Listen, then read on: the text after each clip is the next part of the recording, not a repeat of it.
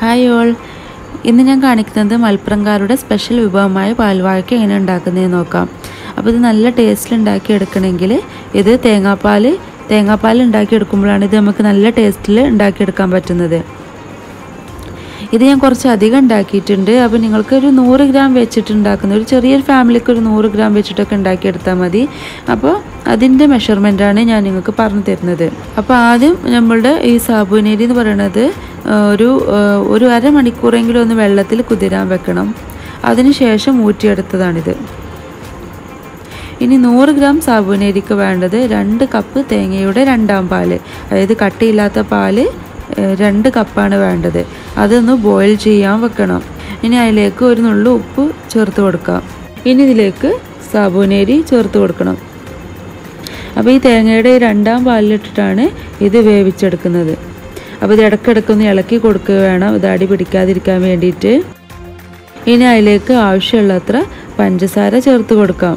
അപ്പോൾ നമുക്ക് ഓരോരുത്തർക്കും എത്ര മധുരമാണോ ഇഷ്ടം അതിനനുസരിച്ചാണ് പഞ്ചസാര ചേർത്ത് കൊടുക്കേണ്ടത്. ഇനി ഇതിൻ്റെ വേവ് പാകമായി എന്നറിയൽ ഇതിങ്ങനെ എടുത്ത് നോക്കുമ്പോൾ ആ ബോൾസൊക്കെ ഒന്ന് ട്രാൻസ്പെറൻ്റ് ആയിട്ട് മുഴുവനായിട്ട് വന്നിട്ടുണ്ടെങ്കിൽ അത് വേവായി എന്നാണ് അർത്ഥം. അപ്പോൾ ഇനി ആ സമയത്ത് അതിലേക്ക് ഒരു 2 നേന്ത്രപ്പഴം കട്ട് ചെയ്തെടുത്തിട്ടുണ്ട്, അത് ചേർത്ത് കൊടുക്കാം.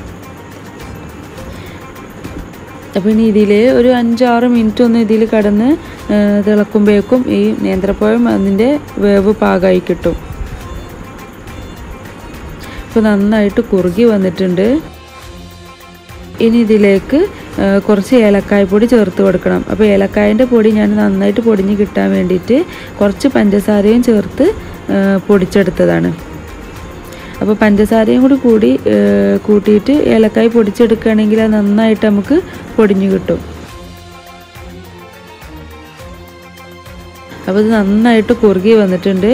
ഇനി ഇതിലേക്ക് തേങ്ങയുടെ 1ാം പാല് 1 കപ്പ് ചേർത്ത് കൊടുക്കണം.